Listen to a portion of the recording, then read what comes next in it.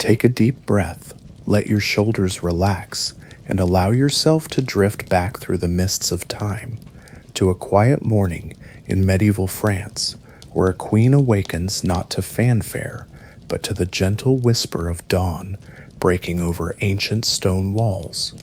The first light of morning creeps slowly through the tall, narrow windows of Queen Isabella's private chamber, casting long, soft shadows across the worn stone floor. It is the year 1310, and the palace of the French court sleeps in that profound silence that comes just before the world stirs to life. In her grand four-poster bed, draped with heavy curtains of deep blue silk, embroidered with golden fleur-de-lis, Isabella of France begins to emerge from the depths of sleep. She does not wake suddenly, as common folk must when the sun demands their labor. No, a queen's awakening is as gentle as morning mist, as gradual as the tide. Her eyelids flutter softly, and for a moment she exists in that peaceful space between dreams and consciousness, where the weight of a crown has not yet settled upon her brow, where she is simply a woman of 25, breathing quietly in the dim light. The air in her chamber is cool but not cold, warmed by the dying embers in the great fireplace that burns throughout the night. The scent of lavender sachets tucked between her linens mingles with the faint smell of beeswax candles and the distant aroma of bread baking in the palace kitchens far below. These are the gentle perfumes of her world, subtle and soothing, wrapping around her like an embrace as she slowly opens her eyes. Isabella's gaze falls first upon the familiar sight of her chamber's vaulted ceiling, painted in soft blues and golds that seem to glow in the early light. The artists who decorated this room centuries before understood something about peace, about creating a space where even a troubled mind might find rest. The painted stars and celestial symbols seem to twinkle gently above her, as if the night sky itself has been captured and held safe within these stone walls. She turns her head slightly on the silk pillow, her long auburn hair spread like spun copper across the fine linen. Through the window she can see the faint outline of Paris beyond the palace walls, the city still wrapped in the blue-gray haze of early morning. Somewhere in the distance, a bell chimes the hour, not harsh or demanding, but soft and melodic, like a prayer set to music. The queen takes a slow, deep breath, feeling the weight of silk against her skin, the warmth of goose down beneath her body. Her nightgown, made of the finest linen and edged with delicate lace, rustles almost imperceptibly as she shifts position. Even in sleep, even in the privacy of her own chamber, she is surrounded by luxury, but it is a gentle luxury, crafted for comfort rather than display.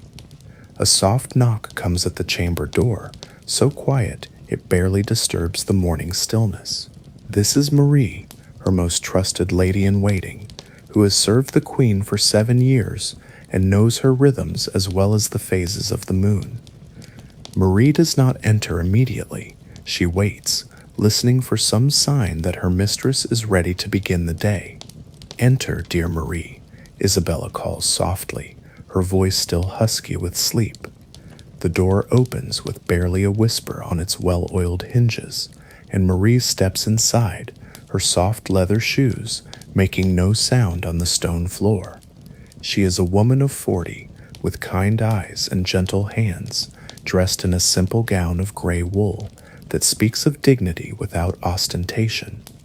"Good morning, Your Majesty," Marie says, her voice as soft as summer rain. "The morning is fair, and the kitchen has prepared your usual tisane of chamomile and honey." She moves with quiet efficiency to the windows, drawing back the heavy curtains just enough to let in more light, but not so much as to be harsh or sudden. The morning sun filters through the colored glass, casting soft patterns of rose and gold across the chamber walls. Isabella sits up slowly, allowing the silk coverlet to fall to her waist. The movement is graceful, unhurried, the gesture of a woman who has learned that power often lies in stillness rather than action. "What news of the morning, Marie?" she asks, though she already knows that nothing of great import will disturb this peaceful hour. Court business begins later. For now, this time belongs to her alone. "Lord de Marigny has sent word that he wishes to speak with you after morning prayers," Marie replies, moving to a carved wooden chest to retrieve the Queen's morning robe. "And the Duchess of Burgundy has arrived and hopes for an audience sometime today. But there is no urgency to either matter, Your Majesty. The morning is yours." Isabella nods, a small smile playing at the corners of her mouth. This is how she prefers to begin her days, not with urgent summons or pressing affairs of state, but with this gentle transition from the private world of sleep to the public world of queenship. She rises from the bed, her feet finding the soft rushes that cover parts of the stone floor. Marie approaches with the robe, a flowing garment of deep green silk lined with ermine, and helps the Queen into it with movements that speak of long practice and mutual affection.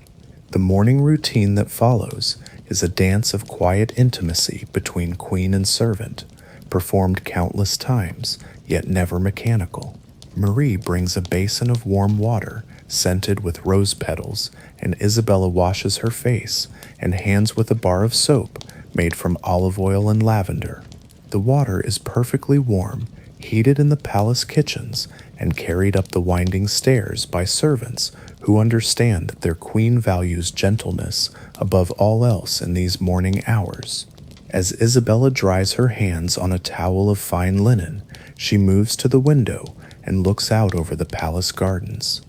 The formal gardens spread below her like an illuminated manuscript, each pathway and hedge precisely arranged to create patterns that please the eye and soothe the soul. In the early morning light, the garden seems to glow with its own inner radiance. The white roses climbing the arbors, the lavender borders that line the gravel paths, the fountain at the center that sends up a gentle spray of water that catches the light like scattered diamonds.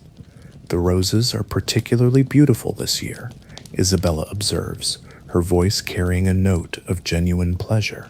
It is one of the small joys of her position, the ability to ensure that beautiful things flourish around her, to create pockets of peace and loveliness in a world that can often be harsh and demanding. Marie joins her at the window, following her gaze to the gardens below. "Indeed, Your Majesty, the gardener says it is because of the mild spring we had. The plants had time to establish themselves before the summer heat." They stand together in comfortable silence for a moment, two women sharing the simple pleasure of watching the world wake up around them. The sound of footsteps in the corridor outside is barely audible, but both women notice it, the soft step of servants beginning their daily rounds, the distant murmur of voices as the palace slowly comes to life. But here in the Queen's chamber, the pace remains unhurried, the atmosphere one of tranquil preparation for the day ahead.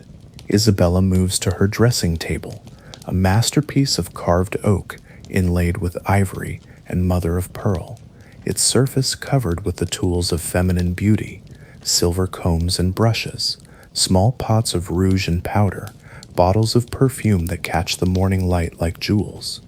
She settles onto the cushioned bench before the mirror, and Marie begins the careful process of arranging her hair. The Queen's auburn locks are thick and lustrous, falling nearly to her waist when unbound. Marie's hands move through them with the reverence of a priestess handling sacred objects, combing out the tangles of the night with a silver comb that belonged to Isabella's mother. The repetitive motion is soothing to both women, the gentle tug of the comb through silk-smooth hair, the quiet rustle as Marie lifts and separates the heavy strands. "Shall we braid it today, Your Majesty, or would you prefer the style with the pearl pins?"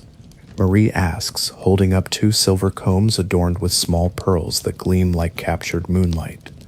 Isabella considers for a moment, catching her own eyes in the polished silver of the mirror.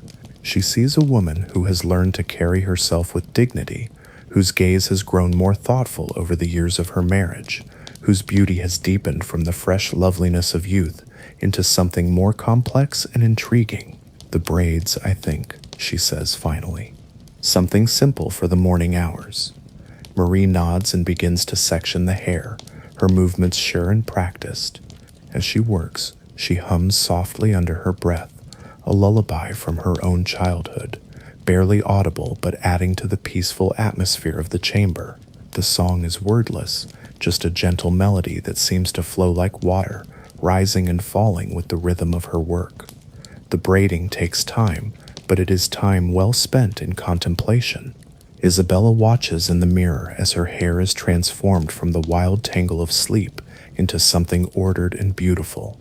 Two thick braids frame her face, while the rest of her hair is gathered into an elaborate arrangement at the back of her head, secured with pins topped with small pearls and garnets. It is a style that manages to be both regal and understated, appropriate for the morning hours when she will move through the palace, attending to the quieter duties of queenship. As Marie works, Isabella's mind begins to turn to the day ahead, but gently, without the sharp focus that will come later when the demands of court life take hold. She thinks of the letter she received yesterday from her brother, the King of England, full of news from across the Channel. He writes of tournaments and feasts, of political alliances and military campaigns. But between the lines she reads a loneliness that mirrors her own, the isolation that comes with wearing a crown, the way power can separate one from the simple human connections that make life meaningful. Her own marriage weighs on her thoughts this morning, as it does most mornings. Her husband, the King of France, is not a cruel man, but neither is he a loving one.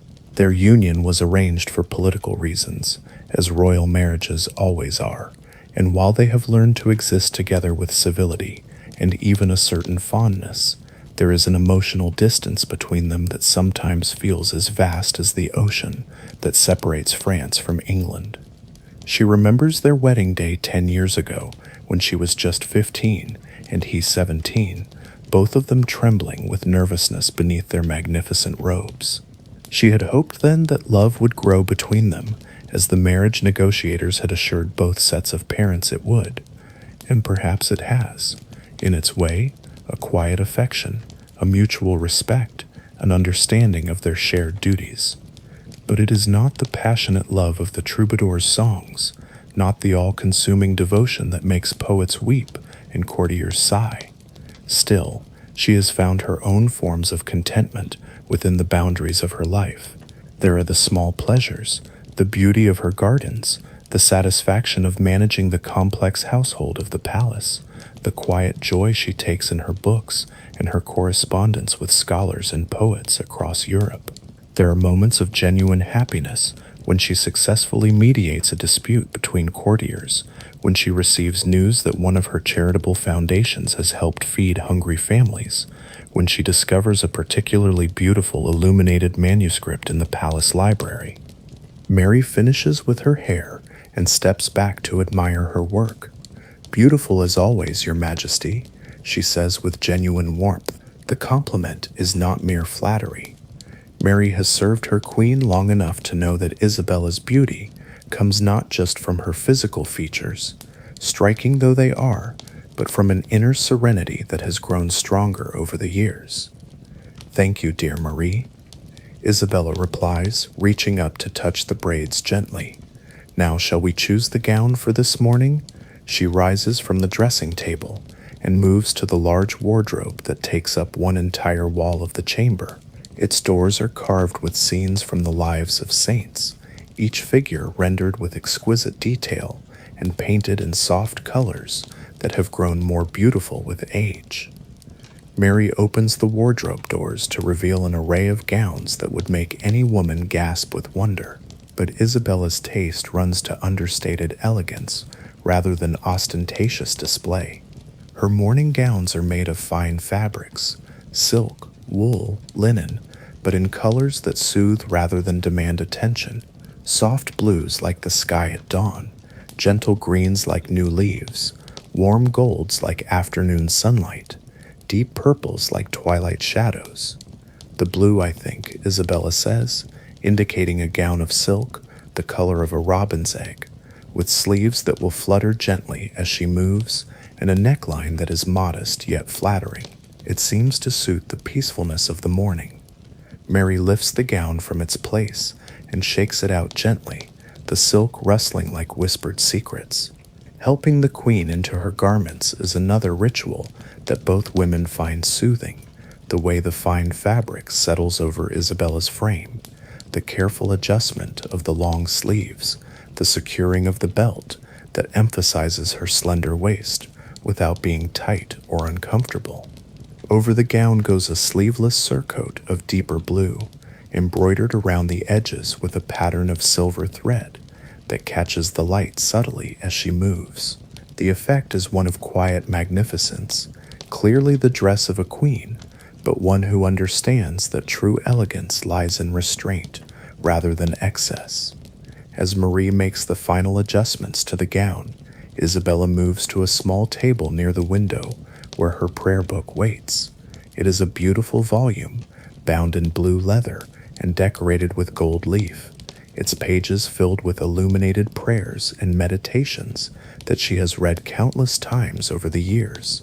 She opens it now, not to read but simply to touch the familiar pages, to feel the connection to the countless hours she has spent in prayer and contemplation. Prayer is important to Isabella, not just the formal prayers of the court, which she will attend shortly, but the private conversations with God that sustain her through the challenges of queenship. She finds comfort in the rhythm of the liturgy, in the familiar words that have been spoken by countless generations of believers. But more than that, she finds in prayer a space for honest reflection, for examining her own actions and motivations, for seeking guidance in the complex decisions that face her every day. The morning light is growing stronger now, streaming through the colored glass windows and painting patterns on the chamber walls. Isabella can hear more sounds from the palace, the clip-clop of horses in the courtyard below, the distant sound of bells calling the faithful to morning prayers, the soft murmur of voices as servants and courtiers begin their daily routines.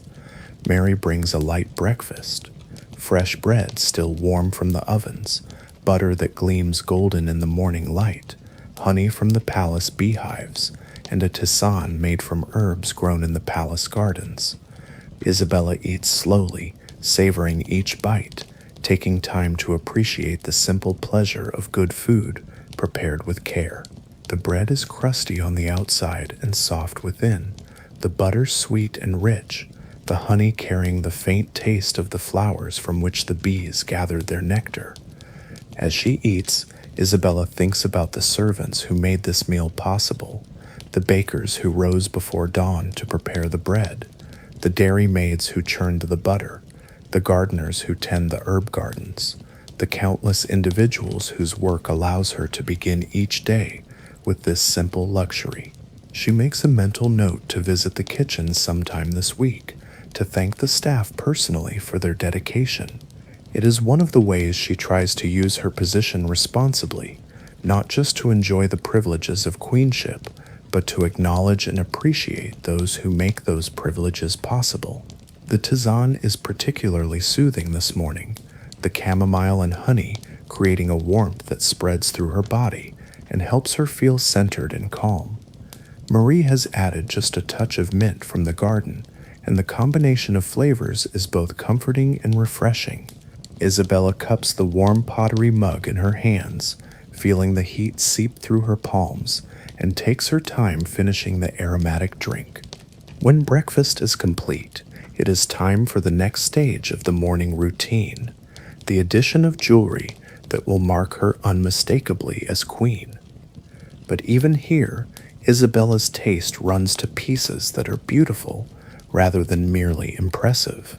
Marie brings a wooden box lined with silk, containing the queen's morning jewelry, pieces that are magnificent but not overwhelming, suitable for the early hours of the day when she will be moving through the palace on relatively informal business.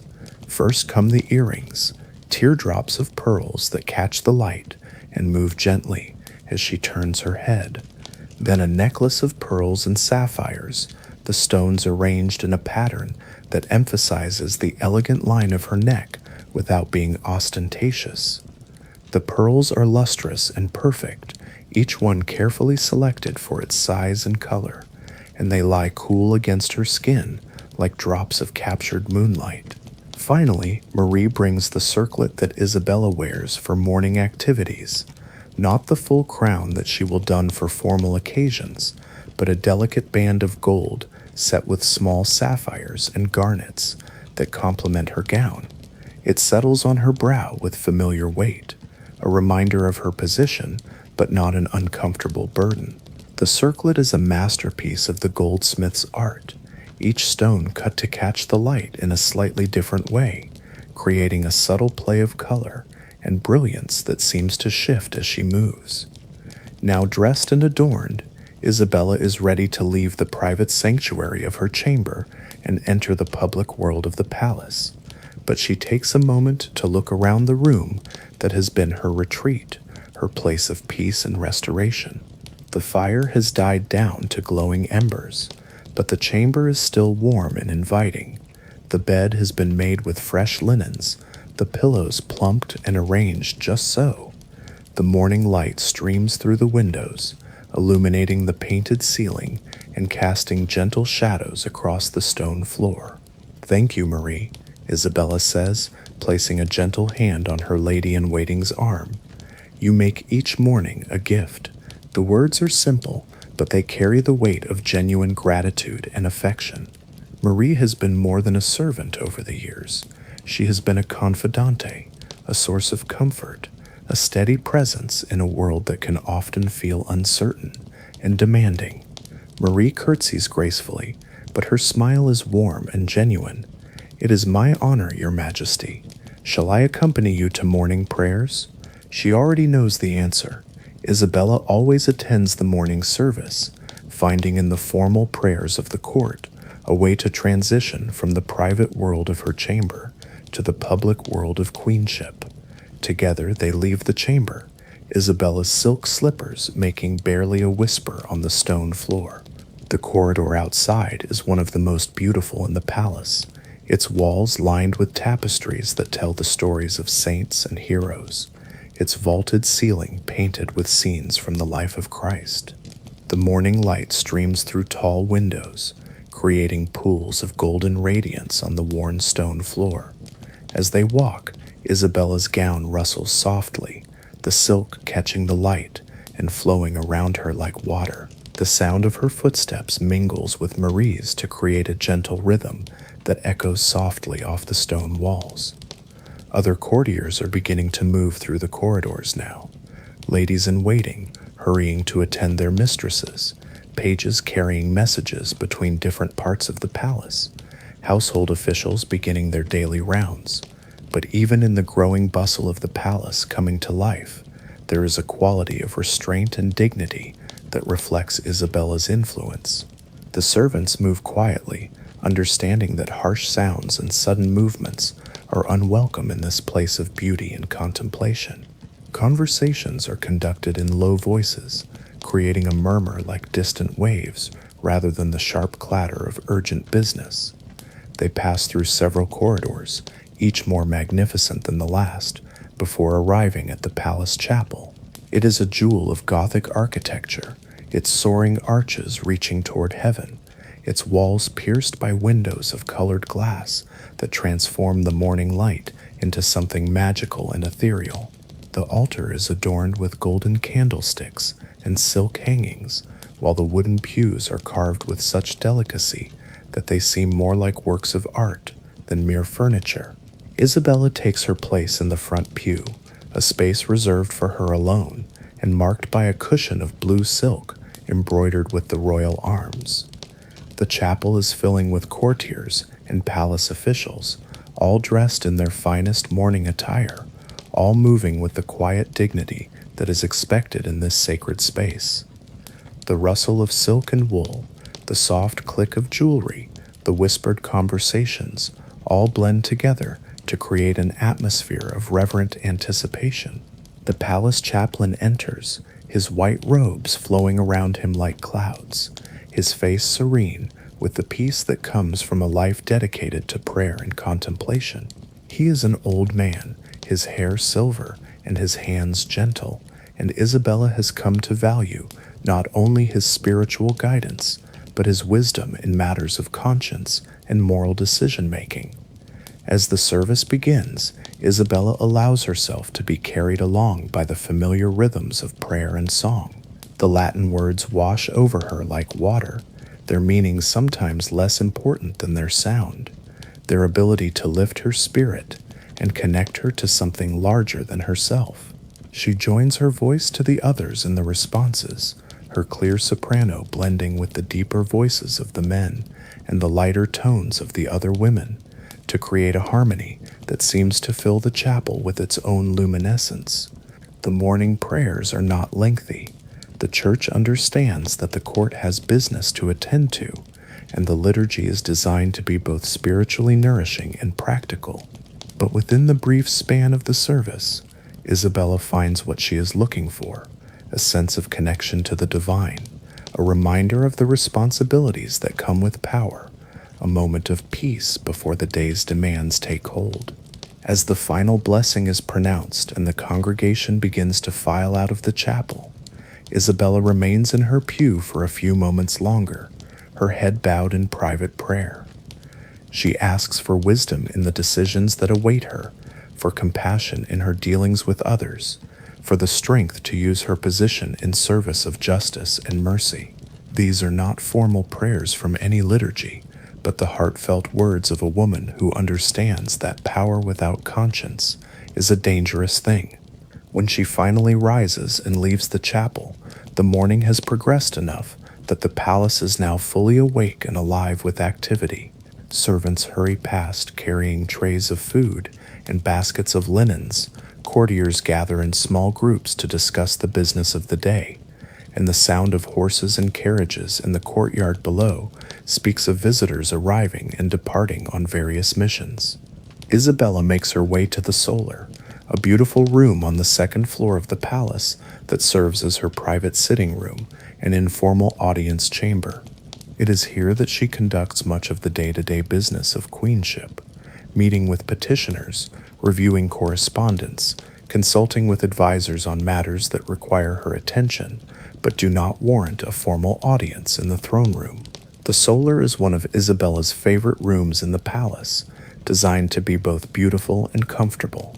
The walls are hung with tapestries depicting scenes from the life of the Virgin Mary, their colors soft and soothing in the morning light. A fire burns in the hearth, taking the chill off the stone walls and creating a warm, welcoming atmosphere. Chairs and cushions are arranged to encourage intimate conversation, while writing tables provide space for the correspondence that forms such an important part of her daily routine. Marie helps Isabella settle into her favorite chair, a high-backed seat carved from oak and cushioned with silk the color of deep water. A footstool is positioned to support her feet, and a small table nearby holds her writing materials: quills cut from swan feathers, ink in a crystal well, paper made from the finest linen rags, and pressed to silky smoothness. "Shall I bring the morning correspondence, Your Majesty?" Marie asks, and Isabella nods. The letters arrive each day from across Europe and beyond, reports from her brother in England, requests from abbesses seeking patronage for their convents, invitations to court celebrations, updates from the various charitable foundations she supports, and dozens of other communications that require her attention and response. Marie returns with a silver tray holding perhaps a dozen letters, each sealed with wax and carefully sorted by importance and urgency. Isabella takes the first letter, breaking the seal with a small silver knife and unfolding the parchment to reveal the careful script of a professional scribe.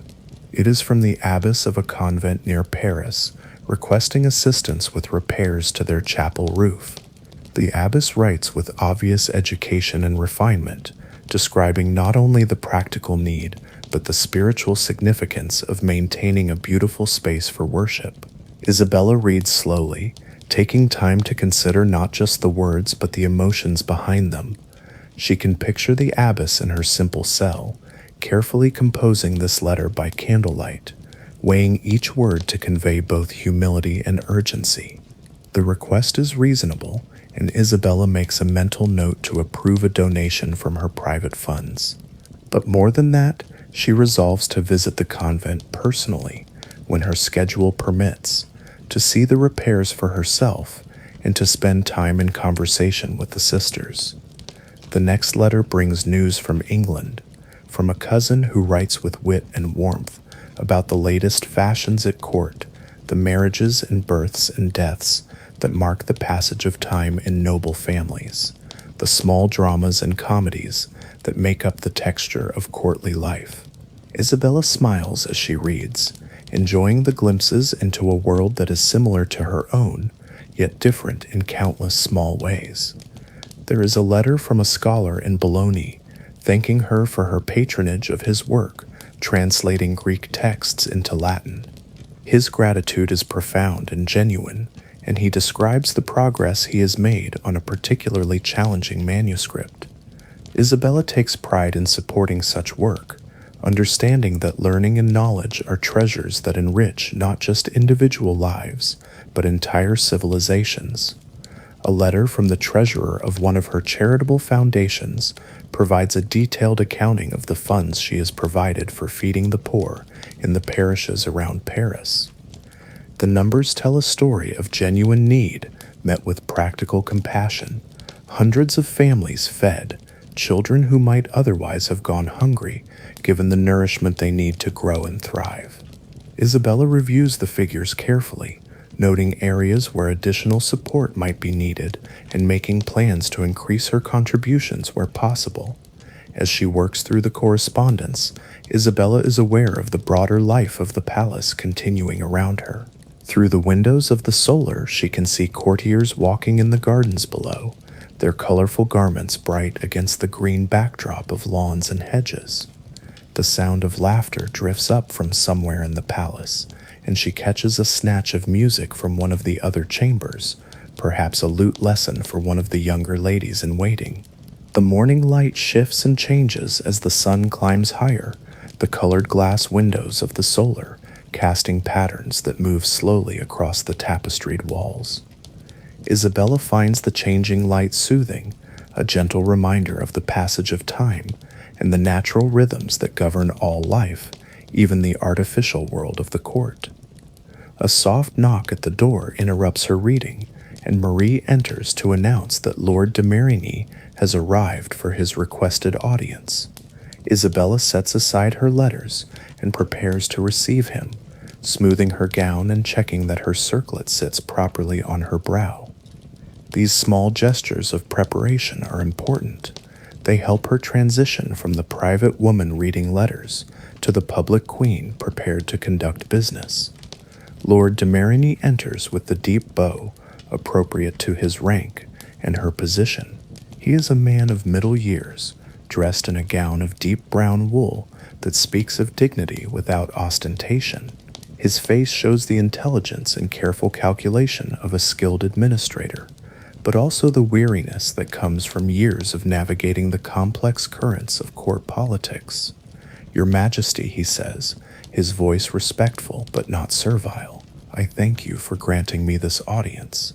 He remains standing until Isabella gestures for him to take a seat in the chair, across from her own.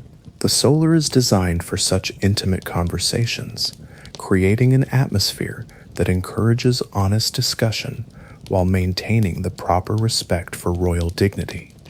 "Please, sit," Isabella says, her voice warm but businesslike.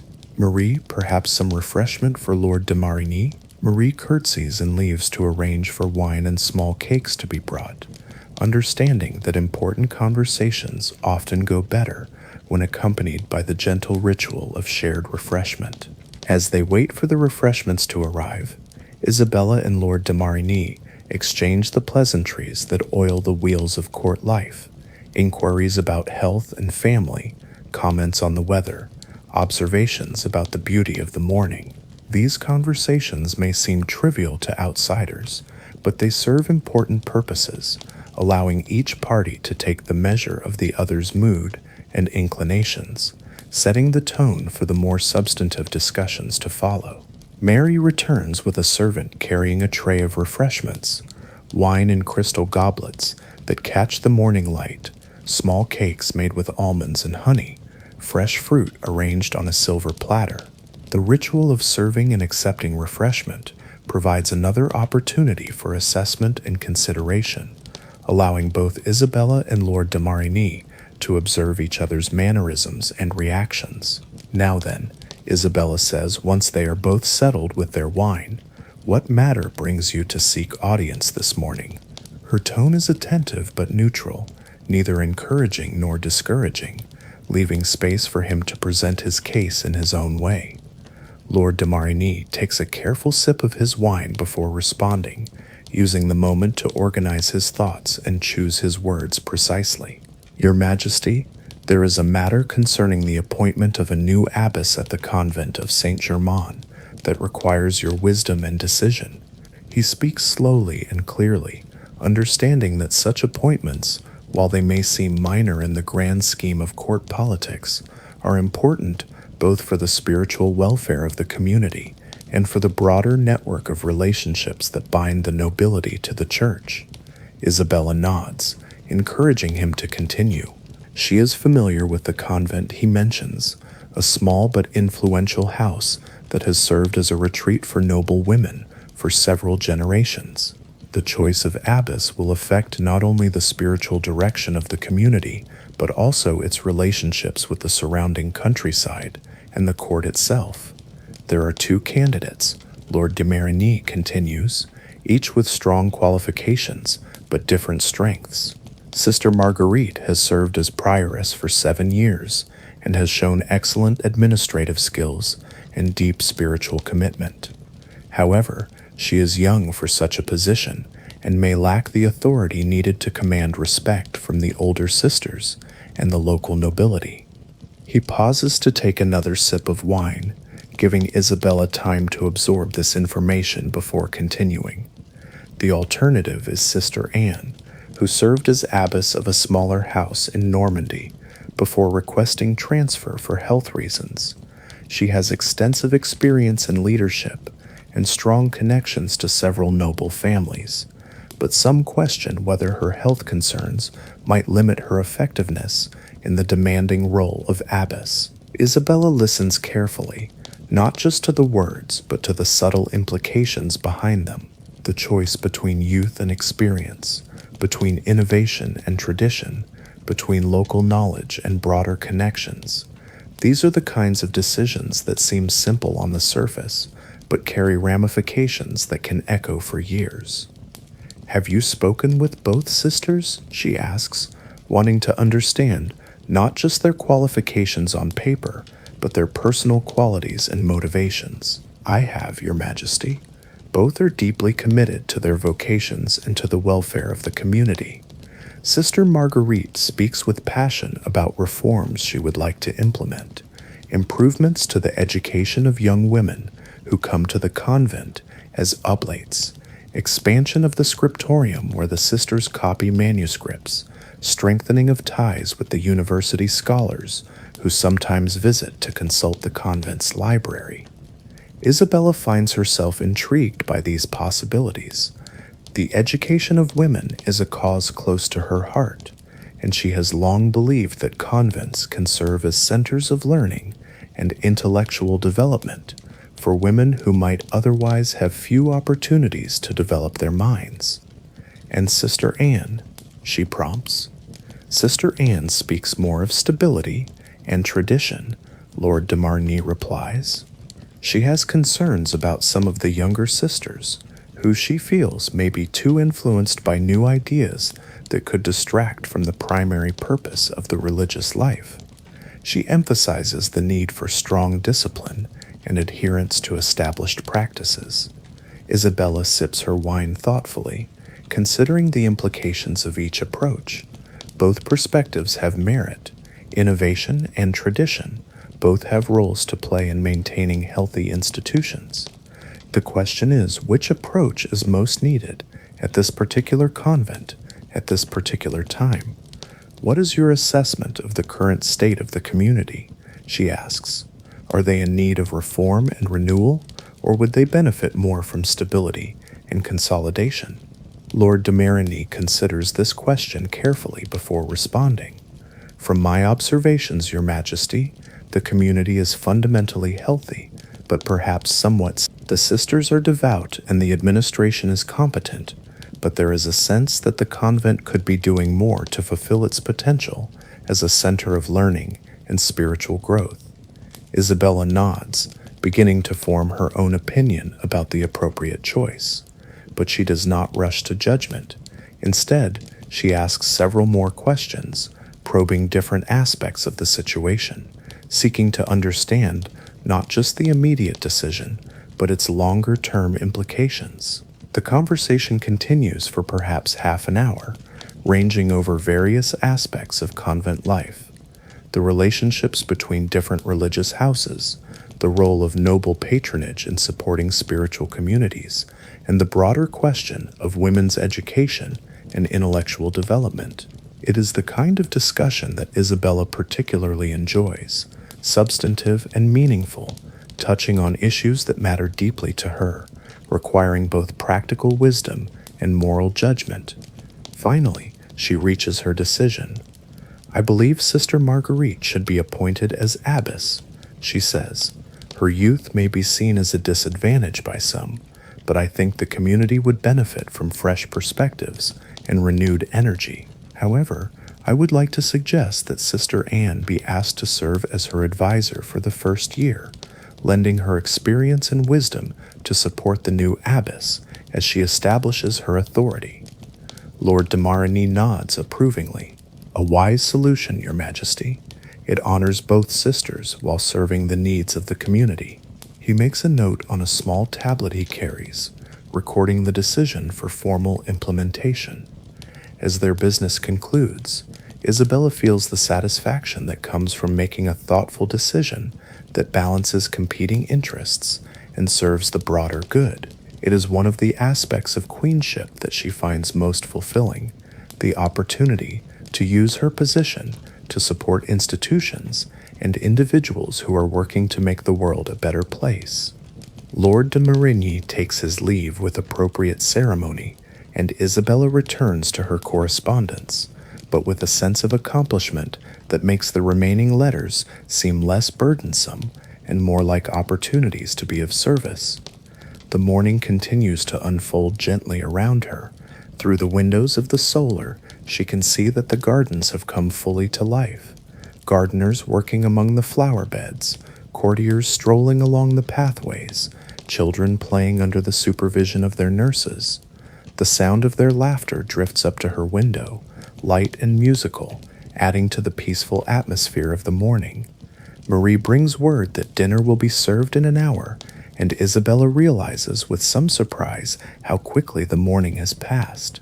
Time seems to move differently when one is engaged in meaningful work, flowing like water rather than dragging like a burden. She sets aside her correspondence, having made good progress through the morning's letters, and decides to spend the remaining time before dinner in one of her favorite activities, a quiet walk through the palace gardens. Isabella rises from her chair in the solar, the silk of her gown whispering softly as she stands. The morning has been productive and satisfying, filled with the quiet accomplishments that make up the texture of her days. Correspondence answered, decisions made with careful thought, the small acts of governance that keep the intricate machinery of court life running smoothly. Marie appears at her side, as she always does, with the intuitive timing that comes from years of devoted service. Your Majesty, would you care to walk in the gardens before dinner? She asks, though she already knows the answer. Isabella's afternoon walks have become as much a part of the palace routine as the changing of the guard or the ringing of the prayer bells. Yes, I think that would be lovely, Isabella replies, moving toward the door of the solar. The morning light in the gardens was so beautiful. I'm curious to see how they look as the sun climbs higher. She pauses at a mirror near the door to check her appearance, adjusting her circlet slightly and smoothing a strand of hair that has escaped from her carefully arranged braids. Together, they make their way through the palace corridors toward the gardens. The route takes them through some of the most magnificent spaces in the entire complex, halls where the walls are lined with tapestries depicting the great stories of chivalry and faith, chambers where the ceilings soar overhead in graceful arches painted with celestial scenes in gold and blue. As they walk, Isabella is conscious of the way her presence affects the life of the palace around her. Servants pause in their work to bow as she passes. Courtiers interrupt their conversations to offer respectful greetings, and even the children playing in alcoves fall silent and curtsy with the careful precision of their training. But there is nothing harsh or demanding in these acknowledgments.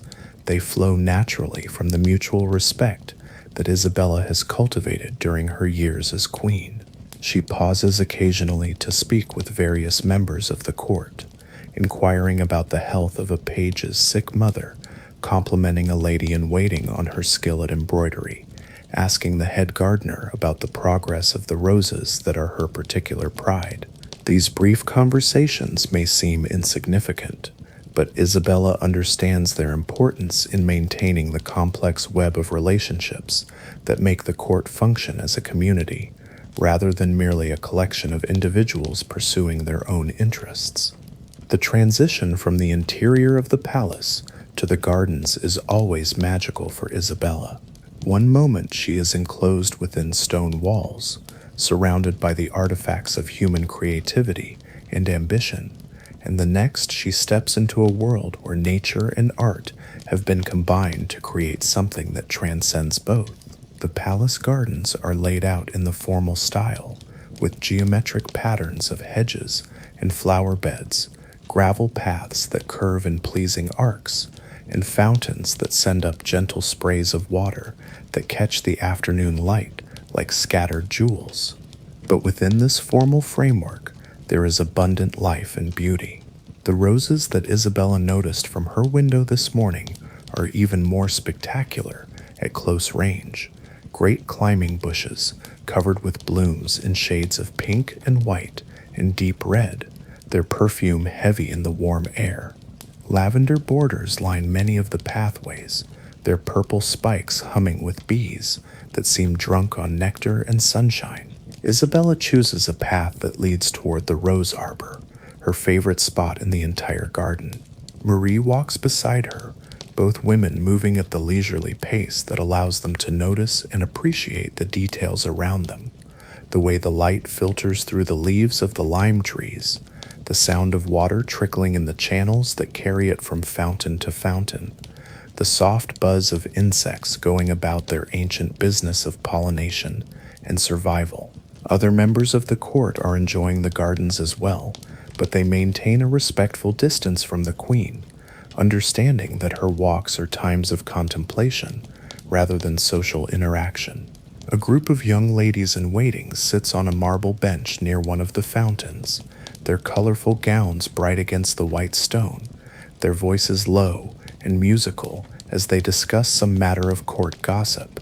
Several courtiers stroll along the outer paths, their conversations animated but subdued, aware that their voices carry in the still air. The rose arbor is a masterpiece of the garden designer's art, a curved wooden structure covered with climbing roses that create a living tunnel of green leaves and fragrant blooms. Benches placed at intervals along its length provide spots for rest and contemplation, while the dappled light filtering through the rose canopy creates an atmosphere of peaceful seclusion. Isabella settles onto one of the benches, arranging her gown carefully to avoid crushing the delicate silk. Marie takes a position nearby, but not too close, giving her mistress the privacy she needs while remaining available if needed. The bench faces toward the center of the garden, where the main fountain sends up its graceful spray, but Isabella's attention is caught by the roses surrounding her. Each bloom seems perfect in its own way, some just opening, their petals unfurling like silk scarves in a gentle breeze, others in full flower, displaying their beauty with generous abundance, still others beginning to fade, their petals scattered on the ground like pink and white snow. Isabella finds in these roses a metaphor for the cycles of life that govern all existence: birth and growth and maturity, and eventual decline, each stage beautiful in its own way, each necessary for the continuation of the whole. The air is warm but not uncomfortable, stirred by a gentle breeze that carries the mingled fragrances of the garden: roses and lavender, mint and thyme from the herb borders, the green smell of grass and growing things. Isabella closes her eyes for a moment, allowing herself to be present fully in this moment of peace and beauty. The sound of the fountain provides a gentle background music, while somewhere in the distance she can hear the faint sound of a lute being played by one of the court musicians practicing in his chamber. When she opens her eyes, Isabella's gaze falls on a young woman sitting alone on a bench across the garden. She recognizes the girl as Margot, one of the newer ladies in waiting, who arrived at court just a few months ago from her family's estate in the countryside. The girl's posture speaks of loneliness and perhaps homesickness, her shoulders slightly hunched, her head turned away from the other courtiers, her hands folded tightly in her lap. Isabella feels a stirring of compassion. She remembers her own early days at court, when everything seemed strange and overwhelming, when she missed the familiar comforts of her childhood home, when she wasn't sure how to navigate the complex social currents of palace life. Without thinking too carefully about it, she rises from her bench and walks across the garden toward the lonely girl. "Margot," she says softly, not wanting to startle her, "may I join you for a moment?" The girl looks up in surprise, her eyes wide with something that might be alarm at being noticed by the queen. She starts to rise, but Isabella gestures for her to remain seated. "Your Majesty," Margot stammers, her face flushing with embarrassment. I was just," she trails off, unsure how to explain her solitary presence in the garden.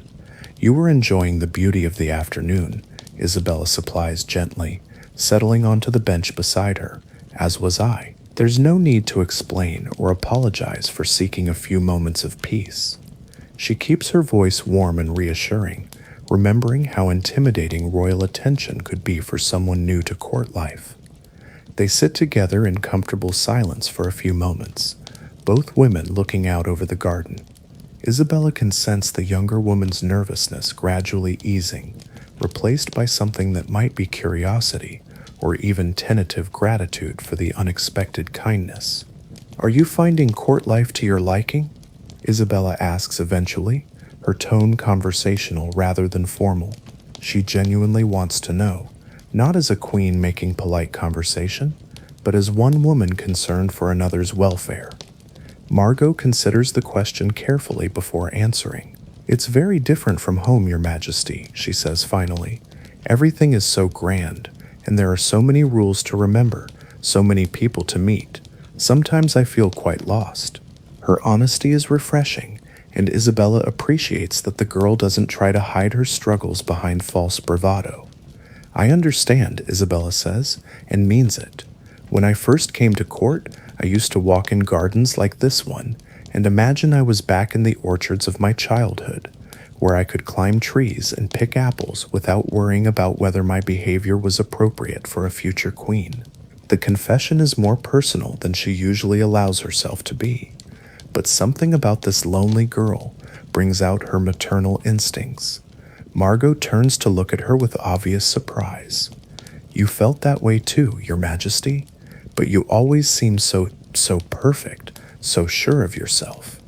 Isabella laughs softly, the sound carrying genuine amusement without mockery. "My dear child, I've spent 10 years learning to appear sure of myself. But inside, I still sometimes feel like that girl who wasn't quite certain which fork to use at formal dinners, or how low to curtsy to visiting dignitaries." The conversation continues for perhaps a quarter of an hour, ranging over various aspects of court life, the challenges of being away from family, the small strategies that make palace living more manageable. Isabella finds herself enjoying the exchange. It's refreshing to speak honestly about the difficulties of their shared existence, rather than maintaining the polite fictions that usually govern court discourse. When their conversation naturally comes to an end, Isabella can see that Margot's posture has changed. The girl sits straighter, her hands relaxed in her lap, her expression more open and confident. The simple act of having her struggles acknowledged and normalized by someone in authority has clearly made a difference. "Thank you, Your Majesty," Margot says as Isabella rises to continue her walk, "for understanding, for taking the time to speak with me." "We must look after each other," Isabella replies simply. Court life can be lonely if we don't make the effort to connect with those around us. She touches the girl's shoulder gently before moving away, a small gesture that manages to convey both affection and encouragement. As Isabella continues her walk through the gardens, she feels the satisfaction that comes from using her position to offer comfort and support. It's one of the privileges of queenship that she values most, the ability to make a real difference in individual lives, even if only through small acts of kindness and attention. Marie rejoins her as she moves toward another section of the garden, where the herb borders create a more intimate and fragrant environment. The herbs are both beautiful and practical: rosemary and thyme, sage and mint, basil and oregano, all growing in carefully tended beds that supply the palace kitchens with fresh seasonings throughout the growing season. Isabella pauses to crush a sprig of rosemary between her fingers, releasing its sharp, clean fragrance. The scent is invigorating and somehow grounding, connecting her to the practical realities of daily life, even as she moves through the rarefied atmosphere of the court. She makes a mental note to have some rosemary added to her bath tonight. The herb is said to be good for both physical and mental clarity. The sound of bells from the palace chapel signals that it's time to prepare for the midday meal, and Isabella reluctantly turns her steps back toward the palace. The walk has been refreshing and restorative, providing exactly the sort of gentle exercise and mental stimulation that she needs to maintain her equilibrium during the busy days of court life. As they re-enter the palace, Isabella is conscious of the transition from the natural world of the gardens to the human world of politics and protocol. But the peace she found outside lingers with her, creating a sense of centered calm that will help her navigate whatever challenges the afternoon may bring. The route to the dining hall takes them through the portrait gallery, a long room lined with paintings of Isabella's predecessors as queens of France. She has walked this corridor countless times over the years, but she still finds herself studying the faces of these women who held her position in earlier generations. Some look stern and forbidding, their expressions suggesting the weight of responsibility and the isolation that comes with power. Others appear more gentle and approachable, but all of them share a certain quality of watchful intelligence that Isabella recognizes in herself. There is her husband's grandmother, who ruled as regent during her son's minority and was known for her skill in diplomacy and her patronage of scholars and artists. There is a queen from 2 centuries ago who founded 3 hospitals and was later canonized for her charitable works. Each portrait tells a story of a woman who found her own way to use the privileges and responsibilities of queenship in service of something larger than herself. Isabella pauses before one portrait in particular, a queen who lived nearly a century ago and was known for her devotion to education and learning. The painted woman has intelligent eyes and a slight smile that suggests both compassion and determination. According to the histories, she established schools for girls throughout her realm and supported the copying of manuscripts that preserved classical knowledge for future generations. She looks kind, Marie observes, following Isabella's gaze to the portrait. She was, by all accounts, Isabella replies, and effective. She understood that kindness and strength are not opposites, but partners in good governance. It's a lesson that Isabella has tried to apply in her own reign, seeking to use her authority in ways that serve justice and mercy rather than mere personal ambition. They continue toward the dining hall, joining the flow of courtiers and palace officials who are making their way to the midday meal. The hall itself is one of the grandest spaces in the palace, with soaring ceilings supported by carved stone columns and walls decorated with tapestries that tell the stories of great victories and noble deeds. Long tables are arranged to accommodate the various ranks of the court hierarchy, with the high table on a raised dais reserved for the royal family and the most important nobles. Isabella takes her place at the center of the high table, with her husband's chair beside her remaining empty. He is away on a hunting expedition and will not return until evening. To her right sits the Duke of Burgundy, a man of middle years whose conversation is always intelligent and whose counsel she values. To her left is the Duchess of Anjou, a woman near her own age who has become something approaching a friend over the years of their acquaintance. The meal that follows is both a social occasion and a diplomatic opportunity. As the various courses are served, roasted meats and fresh fish, vegetables from the palace gardens, fruits and sweets that display the skill of the court confectioners, Isabella engages in conversation with her table mates, listening to reports from their various estates, discussing matters of mutual interest, maintaining the network of relationships that form the foundation of effective governance. But she also watches the hall as a whole, observing the interactions between different groups, noting who speaks with whom, picking up on the subtle currents of alliance and rivalry that flow beneath the surface of polite conversation.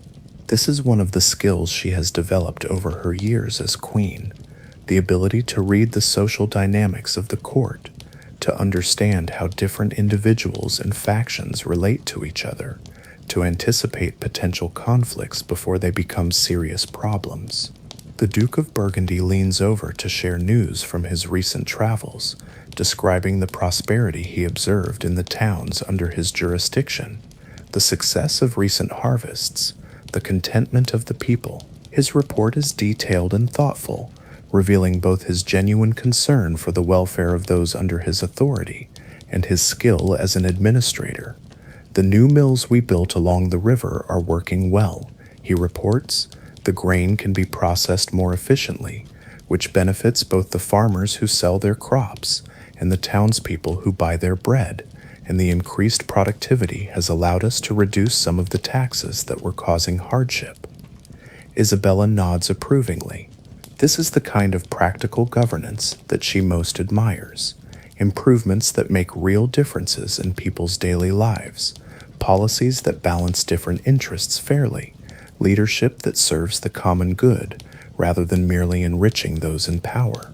The Duchess of Anjou, meanwhile, has news of a different sort. Reports from her network of correspondence across Europe about marriages and births, political alliances, and cultural developments, the kind of information that helps Isabella understand the broader context within which French politics operates. The English court is planning an embassy to Rome, she mentions quietly, her voice pitched so that only Isabella and perhaps the Duke can hear, ostensibly to discuss ecclesiastical matters, but there are rumors that they're also seeking papal support for some of their territorial claims. Isabella files this information away for future consideration. The relationship between France and England is always complex, involving both kinship ties, her brother is the English king, and political rivalries that sometimes threaten to break into open conflict. Any English diplomatic initiative requires careful monitoring and analysis. As the meal progresses, Isabella finds herself thinking about the afternoon schedule. There are several petitioners waiting to see her, including a delegation from a town that is seeking royal approval for a new market charter. There are letters that require her personal attention, correspondence from other royal courts that touches on matters too sensitive to delegate to secretaries. And there is the ongoing review of household expenses that she conducts each month, ensuring that the resources entrusted to her are being used efficiently and appropriately. But beneath these practical concerns, Isabella is also aware of the emotional undercurrents of her life. The absence of her husband from the high table is not unusual. Their separate schedules often keep them apart during the day, but it serves as a reminder of the distance that exists between them even when they are together.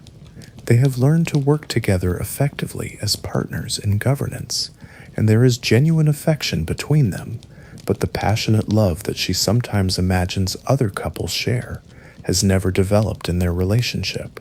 She watches the younger couples at the lower tables, noting the way they lean toward each other during conversation, the small touches and glances that speak of romantic attachment, and feels a pang of something that might be envy or might simply be wistfulness for paths not taken.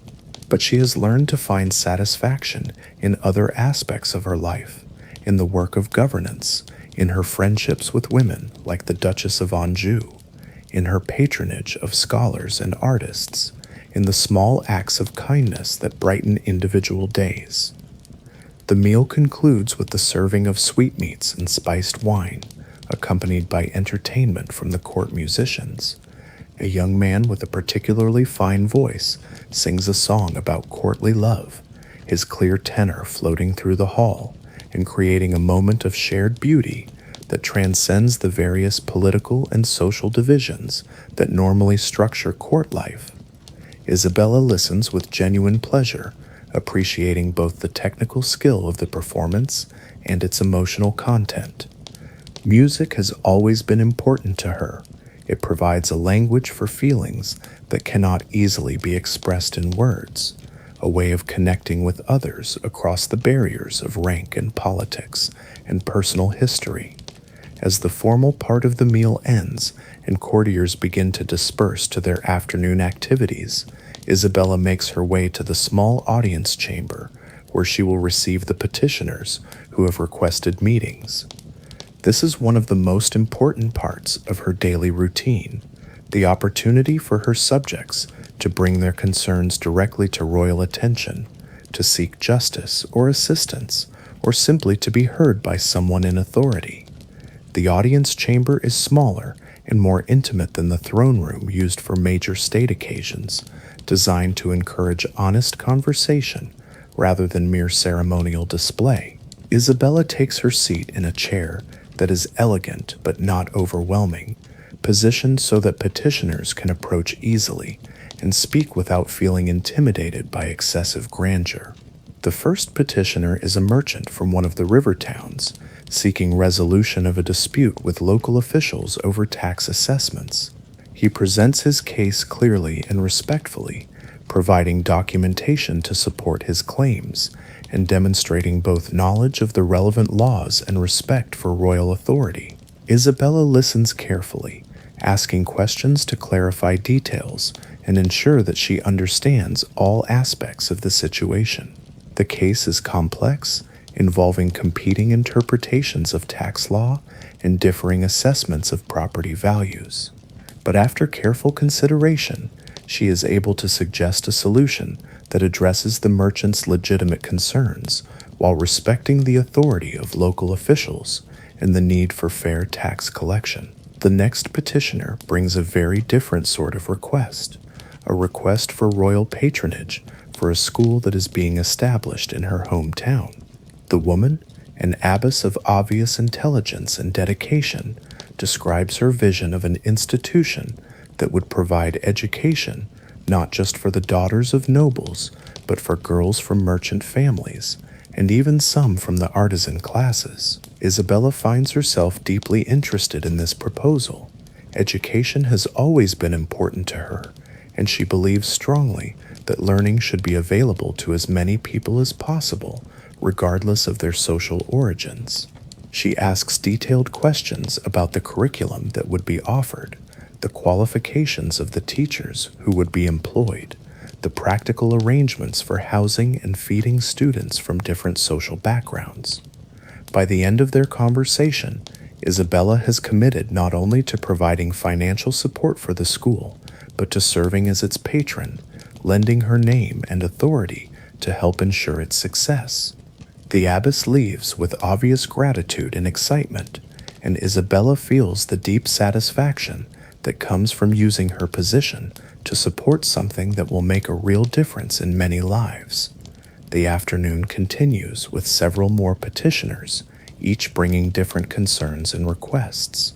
There is a widow seeking help in recovering property that was illegally seized after her husband's death, a group of farmers requesting assistance after flood damage to their fields, a scholar asking for support to continue his research into legal precedents that could benefit the administration of justice.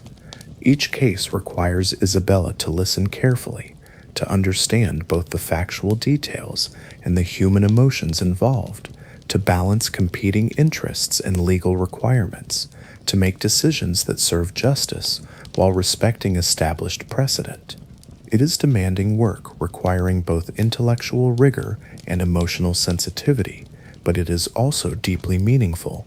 This is governance at its most direct and personal level.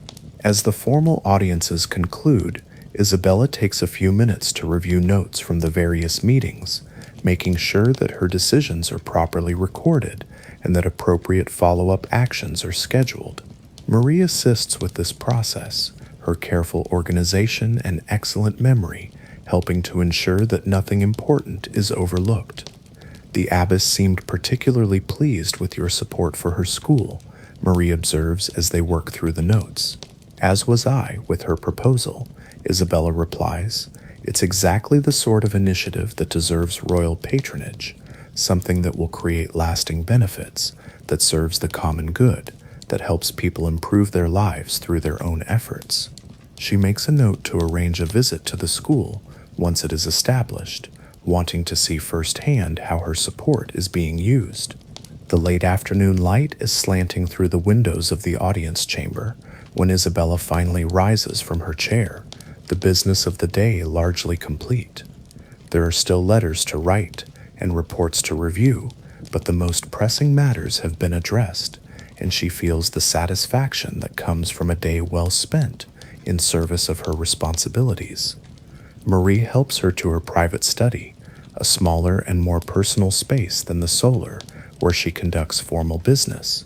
The study is lined with books, volumes of history and philosophy, collections of poetry, treatises on governance and law, illuminated manuscripts that are as beautiful as they are informative. A writing desk positioned near the window provides good light for correspondence, while comfortable chairs create space for reading and contemplation. Isabella settles at her desk to attend to the letters that require personal attention. The first is a response to her brother in England, touching on family matters, but also on the diplomatic issues that the Duchess of Anjou mentioned during dinner. Isabella chooses her words carefully, maintaining the warmth appropriate to sibling correspondence, while also conveying the political messages that royal letters must always carry. Writing to family members who are also political figures requires a delicate balance, being genuine and personal, while also being conscious that letters may be read by advisors and secretaries, that casual comments can be interpreted as policy positions, that even expressions of affection can have diplomatic implications. Isabella has learned to navigate these complexities over the years, developing a style of correspondence that manages to be both authentic and diplomatically appropriate. The next letter is to the scholar in Bologna, who wrote to thank her for her patronage. Isabella wants to express not just her continued support, but her genuine interest in his work, her appreciation for the way that scholarship enriches understanding and preserves knowledge for future generations. She asks specific questions about his current projects and suggests connections with other scholars whose work might complement his own. As she writes, Isabella is conscious of the way the afternoon light is changing, growing softer and more golden as the sun moves toward the western horizon. The sounds from the palace around her are beginning to shift as well, the busy activity of midday giving way to the more relaxed rhythms of evening, servants beginning preparations for the evening meal, courtiers gathering in informal groups to discuss the day's events and plan the evening's entertainments. A soft knock at the study door interrupts her writing, and Marie enters to announce that Isabella's husband has returned from his hunting expedition and wishes to see her before the evening meal. Isabella sets aside her letters and prepares to receive him, smoothing her gown and checking her appearance in a small mirror that hangs near the door. The king enters a few minutes later, still wearing his hunting clothes, but having cleaned off the dust and mud of the day's sport. He is a man of 37, tall and well-built, with the kind of physical presence that commands attention in any gathering. His face shows intelligence and determination, but also a certain reserve that has characterized their relationship from the beginning. "Isabella," he says, approaching to give her the formal kiss on both cheeks that convention requires. "I trust your day has been productive?" His tone is courteous but not particularly warm, the voice of a partner in governance, speaking to a colleague rather than a husband speaking to his wife. "Indeed it has," Isabella replies, matching his formal tone while privately noting the distance that seems to exist between them even in moments of connection. "I've had several interesting petitioners and made progress on the correspondence that has been accumulating." How was the hunting? They spend perhaps 20 minutes discussing the practical matters that govern their shared responsibilities, updates on various court business, decisions that need to be made jointly, information that each has gathered during their separate activities. The conversation is professional and efficient, touching on important matters without dwelling on personal concerns or emotions. As their discussion concludes, and the king prepares to withdraw to his own chambers to prepare for dinner, Isabella feels the familiar mixture of satisfaction and loneliness that characterizes so many of their interactions. They work well together as rulers, respecting each other's judgment and supporting each other's decisions. But the emotional intimacy that she sometimes craves remains elusive, blocked perhaps by the very circumstances that brought them together and the public nature of their lives. After he leaves, Isabella returns to her letters, but finds her concentration affected by the encounter. She sets aside her writing and moves to the window, looking out over the palace gardens where she walked earlier in the day. The roses in the arbor are glowing in the late afternoon light, their colors deepened and enriched by the golden illumination. Marie approaches quietly, sensing her mistress's mood without needing to be told. "Perhaps some music before dinner, Your Majesty?" she suggests. "The court musicians are practicing in the music room, and they would be honored to perform for you." Isabella considers the suggestion, then nods. Music often helps her process complex emotions, providing a space for feelings that cannot easily be expressed in words or actions.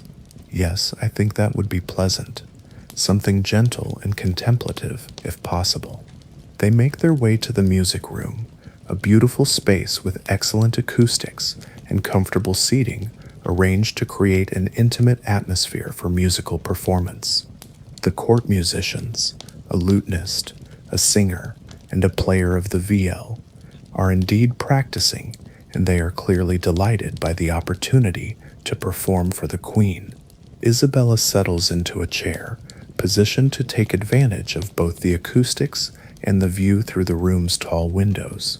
The musicians, after conferring briefly among themselves, begin with a gentle instrumental piece, a melody that seems to capture something of the day's peaceful rhythms, rising and falling like breath, creating space for contemplation and emotional processing. As the music washes over her, Isabella allows her mind to wander over the events of the day, the letters answered and decisions made, the conversation with young Margot in the garden, the petitioners who brought their concerns to royal attention, the brief and formally cordial encounter with her husband. Each experience contributed something to the complex texture of her life, adding threads to the tapestry of queenship that she weaves day by day. The musicians move from instrumental pieces to songs with words, ballads about love and loss, heroic deeds and noble sacrifices, the eternal themes that occupy human hearts across all times and cultures. Isabella listens with the part of herself that remains simply a woman, regardless of crowns and titles and political responsibilities. The music speaks to universal experiences, longing and fulfillment, connection and isolation, the search for meaning and beauty in lives that can often seem constrained by duty and circumstance. One song in particular catches her attention, a ballad about a queen who rules wisely and well, but struggles with the loneliness that comes with power. The lyrics are not specifically about her, but they resonate with her own experience in ways that are both comforting and melancholy. It's reassuring to know that other women in her position have faced similar challenges, but also sobering to realize that such isolation may be an inevitable part of queenship. As the musical performance concludes, Isabella thanks the musicians warmly, her genuine appreciation evident in her words and manner. Music has always been important to her, and she makes sure that talented performers receive the recognition and support they deserve. The musicians withdraw, clearly pleased by the royal attention and the opportunity to share their art with such an appreciative audience. The evening meal approaches, and Isabella prepares to return to the public world of the court. But the music has served its purpose, helping her to process the emotions of the day and find the centered calm that she needs to navigate the social complexities of dinner and the evening's entertainments. Marie helps her make small adjustments to her appearance, smoothing her hair where it has escaped from its carefully arranged braids, adjusting the drape of her gown, ensuring that her jewelry catches the light appropriately.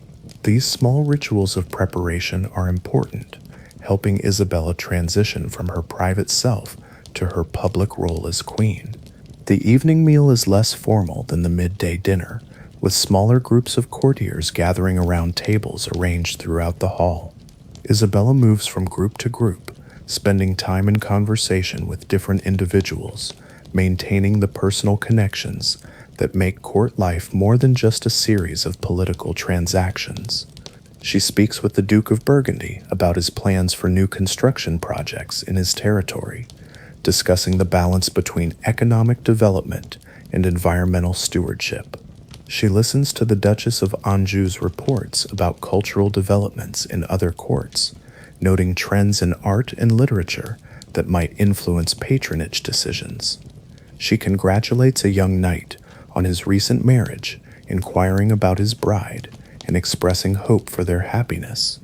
Each conversation serves multiple purposes, maintaining relationships, gathering information, demonstrating royal interest in the welfare and activities of the court community. But Isabella also finds genuine pleasure in these interactions, enjoying the opportunity to connect with interesting people and learn about different aspects of life in her realm. As the formal part of the evening meal concludes, the court begins to organize itself for entertainment. Tonight there will be dancing, and Isabella takes her place at the head of the hall to observe and occasionally participate in the elaborate social ritual that court dancing represents. The first dance is a stately pavane, performed by the most senior members of the court. Isabella watches with appreciation as couples move through the prescribed steps, their movements creating patterns that are both beautiful and symbolic, representations of social harmony, demonstrations of grace and skill, expressions of the cultural values that bind the court community together. When appropriate, Isabella joins the dancing herself, partnered by various nobles who consider it an honor to dance with the queen. Her movements are graceful and assured, the result of years of practice and natural talent, but also of an understanding that dancing is another form of communication, a way of expressing relationships and status, of participating in the collective life of the court. Between dances, she sits with other members of the court, engaging in the sort of conversation that makes these gatherings more than mere displays of wealth and status. There are discussions of books and ideas, updates on family news and personal concerns, gentle gossip that helps maintain the social bonds that make court life bearable and even enjoyable. As the evening progresses, Isabella finds herself thinking about the cyclical nature of her days, the way each one follows similar patterns while also being unique, the way routine provides stability while specific events and encounters add variety and meaning. Tomorrow will bring new letters to answer and new decisions to make, new petitioners to hear and new challenges to address. But it will also bring new opportunities to make a difference, to use her position in service of justice and beauty and human flourishing. The dancing continues until late in the evening, but Isabella withdraws before the very end, understanding that her presence should enhance rather than constrain the enjoyment of others. She makes her farewells graciously, thanking the musicians and complimenting the dancers, leaving the court with the sense that their queen has both honored them with her presence and respected their need for less formal celebration. The return journey to her private chambers takes her once again through the portrait gallery, where the painted faces of her predecessors seem to watch her passage with expressions of understanding and perhaps approval.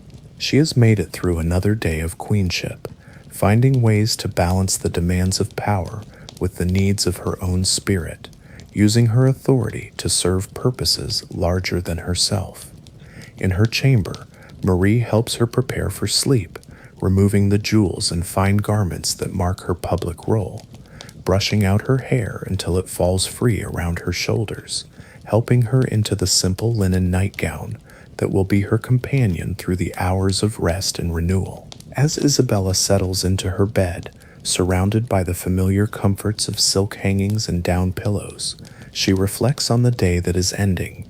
It has been a good day, not marked by dramatic events or momentous decisions, but filled with the small acts of service and connection that give meaning to the daily exercise of power.